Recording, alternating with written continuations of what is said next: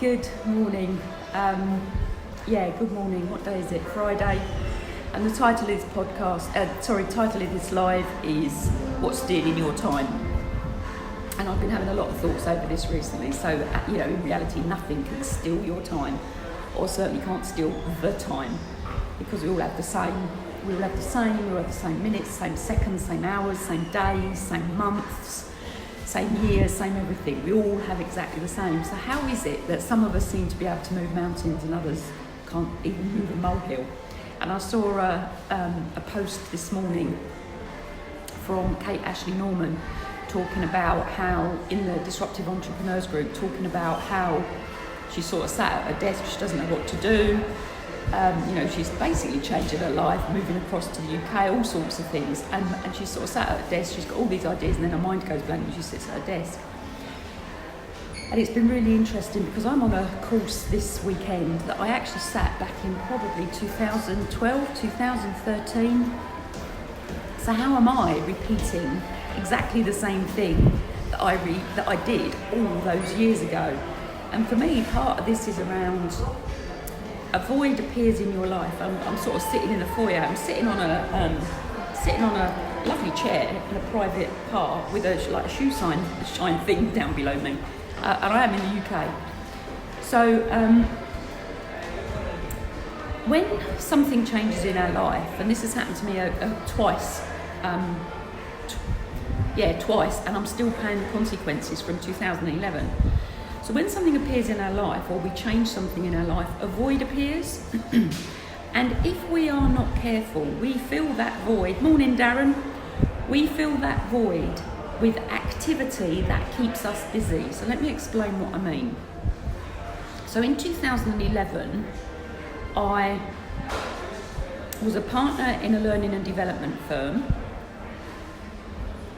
And I decided to change things. Short story, I decided to change things. And when I was in that learning and development firm, I was an extraordinarily effective, efficient individual who, when we did the organisation studies on us, I actually got things done quicker than most other people in the firm. It was really interesting. I was very proud of that. And when I left there, I went on to work for myself, completely on myself. I did a whole long journey of all sorts of stuff. And I immediately felt I didn't have enough knowledge in this new entrepreneurial world that I'd entered into. So what did I do? I filled the void of going out, doing the consulting. I filled the void of creating the programs. I filled the void of interacting with my colleagues. I filled the void of the regular monthly meetings, weekly meetings, daily meetings we would have about our business with activity. So I had to keep myself busy. Now I say I had to, I wasn't even conscious of this. So I filled a void with stuff, with activity. Good morning, Cloris, haven't seen you for a while, we need to catch up. So I filled my time with activity.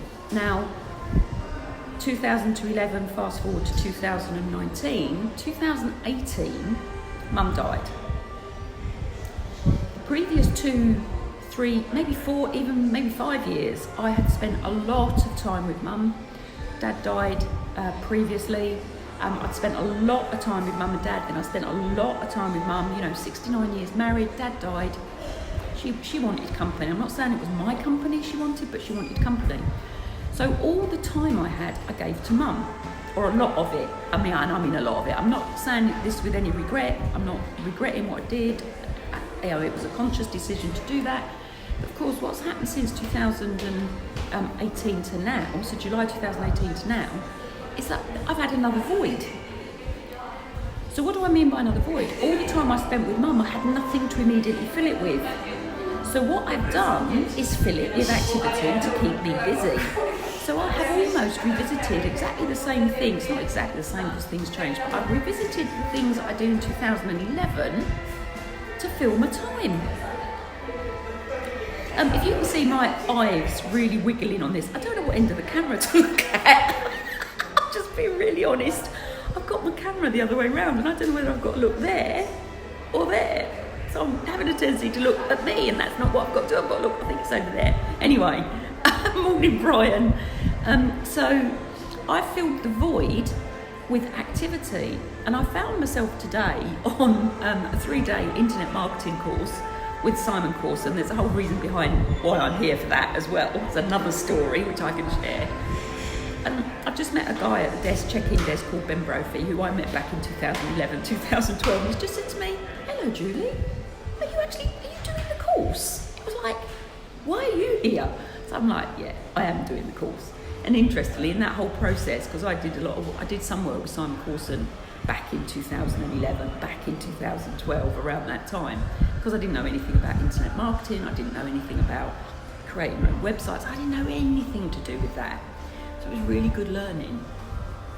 So now I'm back on the course, and Ben has just said to me, "Morning, Julie, are you doing the course?" And he was actually quite surprised because he knows I've done it before. And there's a but. So this is the last weekend. I am filling the void. I have now recognised the emotions. I have acknowledged the emotions. I'm working with people to help me through the emotional grief. I'm working with someone to help Catherine Veer. I'm working with somebody to help me look at where my emotions, where my actions, where my belief systems, processing systems come from, and working with them to get me through, over and forward focused without anything from the past holding me back, which is proving to be an extremely effective process for me, and I'm open to all sorts, so I'm really into it. But I've filled the void. Now, all of us, whether we're in touch with our emotions or not, whether we know this stuff or not, if you have a void appear in your life, you will fill it with something. We do it with communication. We get part of a picture, we close the gap, we fill it. It's where gossip starts. We are, without doubt, a human being that requires completeness. We require fullness. We require being part of a community. We're pack animals. So all of these things come to what takes our time. So for all of you out there that are planning your business, planning your life, creating your business, creating your life, maintaining your life, maybe you have had a bereavement that you have spent a lot of time with somebody through, you'll have a void. You will fill that void with something to keep you active, to keep you busy. This comes back to what's our purpose. Keep our purpose in our forefront. Plan our activities linked to our purpose, even if it may be cloudy, even if it may not be quite clear. And even if you're doing something you don't love, I've been doing a lot of reading on Ikigai recently. I've been doing a lot more of this. Now I'm clear and focused. Now I've realised what I'm doing. There can be a lot more information coming out of me, but I've been doing a lot of reading about Ikigai. And your job, your main primary fee-earning activity does not have to be, this was a revelation and something I've instinctively known, but haven't quite known why. Your key fee-earning activity really doesn't have to be your purpose. Your fee-earning activity can give you the funds, the resources to live your purpose. And it's okay if your purpose is travelling the world. It's okay if your purpose is looking after your parents. It's okay. It's fine. That's all I'm going to say. I'm going to be doing a lot more on this, a lot more. Plus stuff around the how we can earn a second income, how we can earn a third income, a first income. Depends what we want to do. I'm going to be doing a lot more because there are so many options. But of course, not every option fits with our personality profile. So I did Forex trading back in 2011.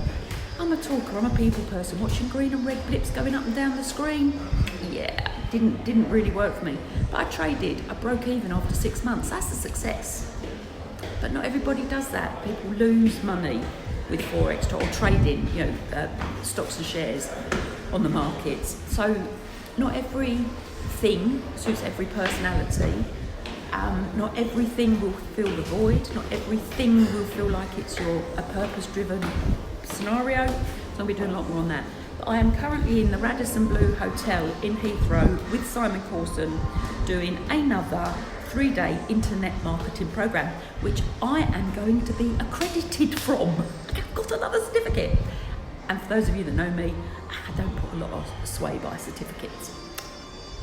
So, Have a fabulous day. Go out there, do one more thing that takes you closer towards whatever your goal is, whatever you're working towards, whether that's looking after your parents, whether that's looking after your children, whether that's changing the world, whether that's saving the plastics from the sea, whether that's providing for education for people that don't get education as freely as we do in the UK, whether that's saving the tigers, the orangutans, whatever. I plant trees. I also build schools and provide stationery packs for underprivileged children.